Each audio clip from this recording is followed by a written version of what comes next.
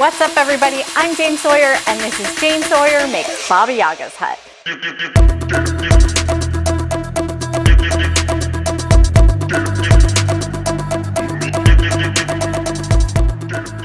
You may not be familiar with the story of Baba Yaga, but I'm willing to bet that you've seen a picture of her old hut running around on a pair of chicken legs. This is an image that I think is so compelling. Imagine yourself losing your way in the forest and coming up upon an old cabin with gnarled chicken feet. You step closer to knock on the door, and the hut starts to walk around like a deranged rooster.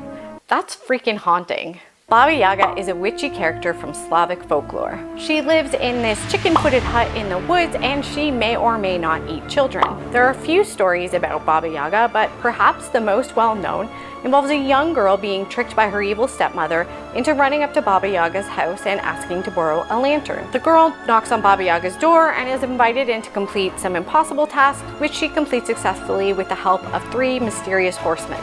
Baba Yaga rewards the girl with a lantern that is a skull with glowing eyes, and she returns home.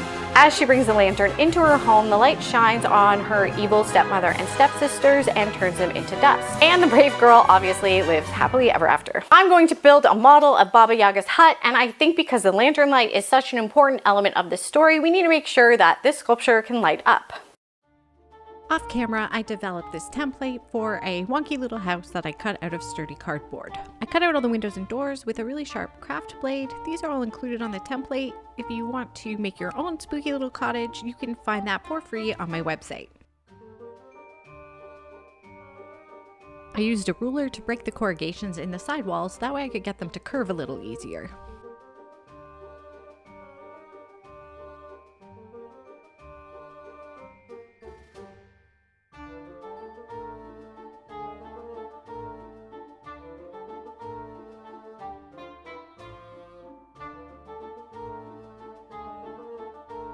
I assembled the walls with hot glue and then curved the cardboard roof panels. Those also went on with hot glue, and then I attached the dormer and the dormer roof.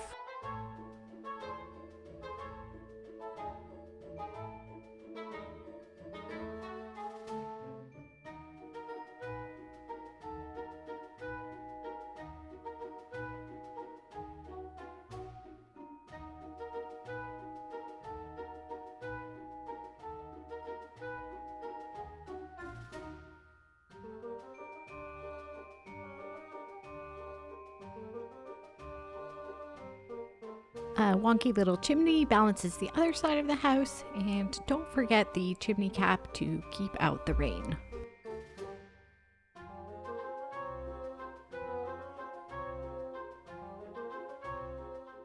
Okay, so I really want this sculpture to be freestanding because I think having it standing on a base will detract from the overall look. However, it is really difficult to balance a freestanding sculpture on 2 legs. The easiest structure to balance is a 3-legged one. This is why cameras are on tripods, not quadrupods. This is also why when you see people making 2-legged creatures, they are more often than not stuck to a solid base. That said, I think I can make it work by using the hut's chicken toes to my advantage. I'm going to think of each chicken foot as a small tripod balancing on 3 toes versus trying to think about balancing the whole sculpture on 2 legs. And give this a try with your own sculptures. You'll be amazed at just how changing your thinking can help you accomplish more, because balancing a sculpture on 2 legs seems really hard. Balancing a sculpture on 2 tripods, that seems achievable. So you can see our plan here is to hide 3 structural toes inside of our chicken leg. I am using some really sturdy fencing wire for that and wrestling it into these tripod shapes. I thread on some nuts to add weight to the bottom of the sculpture. Then I make the 3rd front toe out of some softer wire.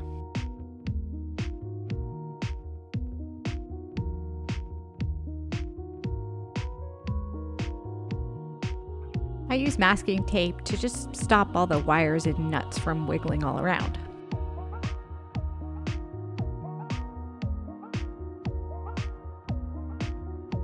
I use a whole metric crap ton of hot glue to attach this square MDF platform to the top of the legs. This is where the house is going to sit. I bulk out the chicken thighs with a bunch of aluminum foil and then smooth everything together with more masking tape.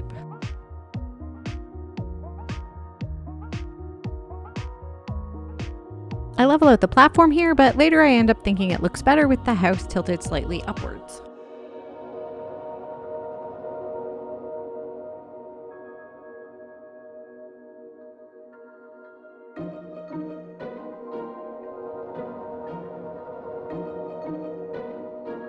Off camera, I made these really exaggerated claw shapes out of polymer clay. I attached them with a bit of hot glue and then smoothed everything down and bulked out the toes with, you guessed it, more masking tape.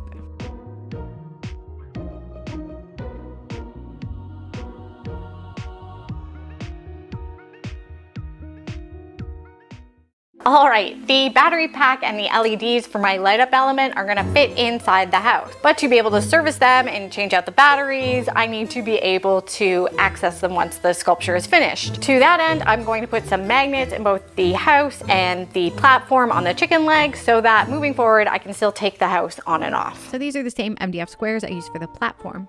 I took 2 of them and drilled some holes off camera so I could fit in some button magnets.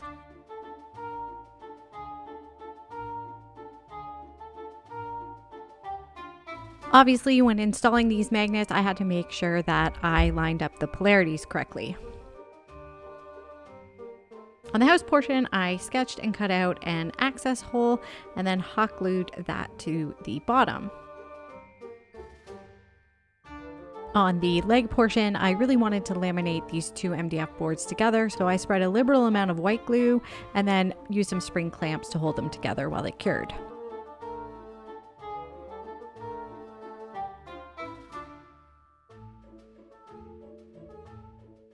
Now that we have the final structures in place, I'm gonna start building up the final surfaces of my model. I want the chicken legs to have a bumpy texture, kind of like this. To achieve that, I'm gonna use this t-shirt yarn I had left over from another project, but first I'm gonna lock everything together with a layer of paper mache. A quick layer of paper mache over the masking tape here. I'm gonna let it dry really well, and this will just stop the masking tape from getting soggy when I'm working with the goopier yarn. I maybe could have skipped this step, but that yarn really absorbs a lot of glue and I did not want this thing getting soggy and falling apart on me at this point. I cut some short strips of yarn, soak them in my glue and water mixture, and really squeeze out as much as I can. I'm using these short strips to wrap around each claw so it really looks like the toenails are coming out through the skin.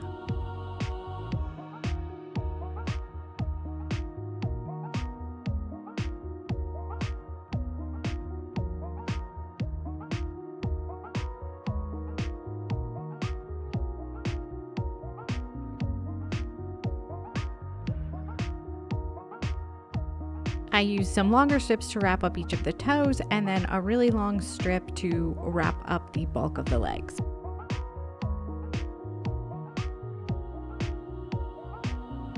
I was so happy with how the final texture looked when it dried, and it is super rigid and super strong.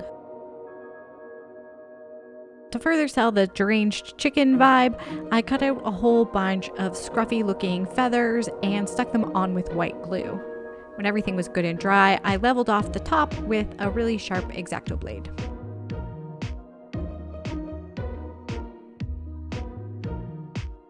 We've got the legs looking really good now, so let's go back and revisit the house portion of the sculpture.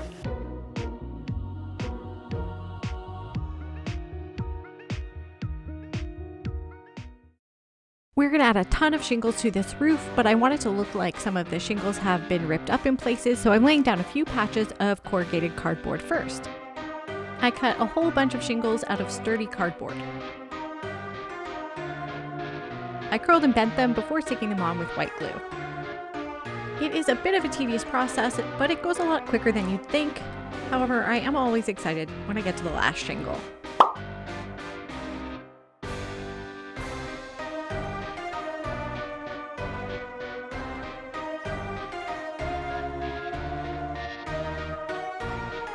I spread a bit of white glue on the chimney and then used some little balls of air dry clay to make chimney stones.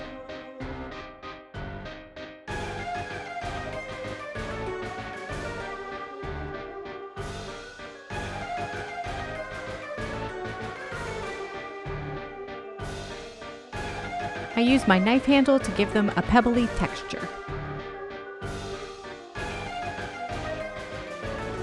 I really wanted it to look like there were some logs holding up the roofs of this hut. I cut some rough cylinders out of insulation foam and then used some sandpaper to smooth them out a little bit. The foam took a sanding way nicer than I expected, but the dust was a little nasty, so make sure you wear a mask if you try this yourself.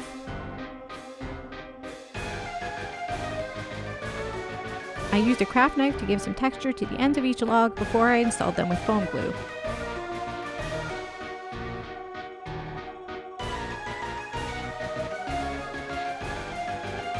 I cut window frames out of dollar store foam board that I had ripped the paper backing off of.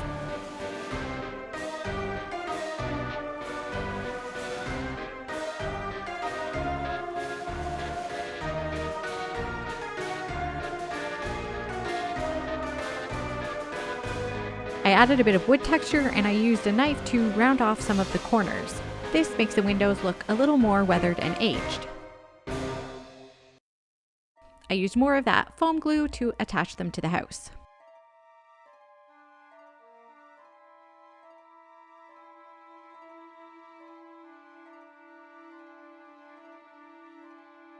I'm about ready to start painting this guy now, but before I do, I'm gonna prime everything with a mix of burnt umber paint, glue and water, and cornstarch. This is gonna seal everything in, fill in any little gaps, and unify all the textures of the different materials I use so that everything takes the final paint in the same way.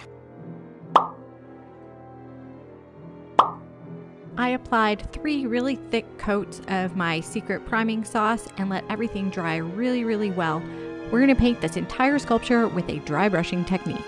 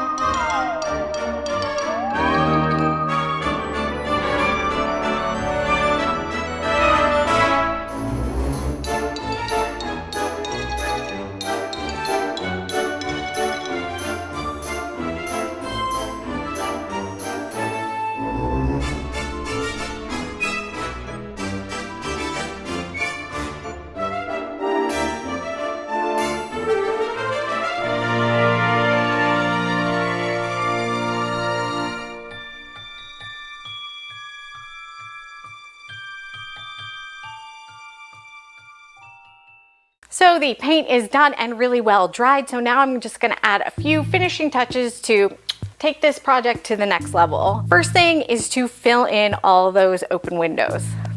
This plastic placemat has been part of many of my projects already, and it is going to be Baba Yaga's window panes today. I cut out the shapes I needed and then grungied them up with brown and yellow acrylic.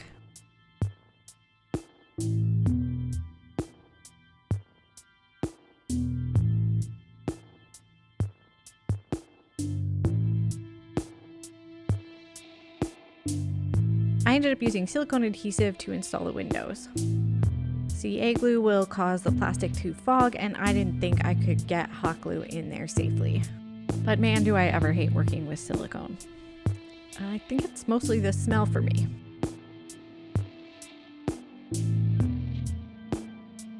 I installed this little door and this little awning I made off camera. Look at those little bones.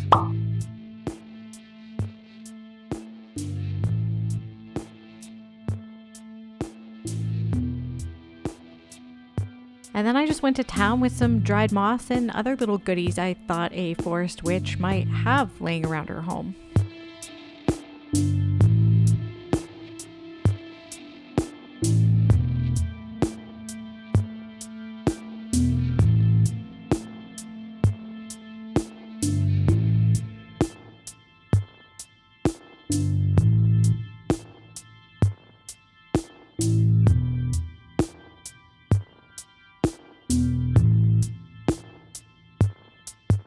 As a forest dweller myself, I know that any house in the woods is going to be covered in leaves, so I made some tiny leaves out of bigger leaves.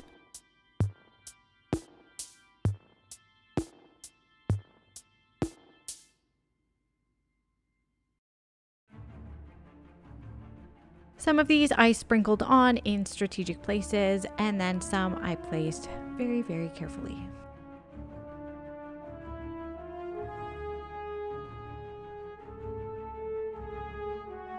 I thought the legs at this point could use just a hint of a little something extra, so I took apart some little feather fluffs and glued them in between the cardboard feathers.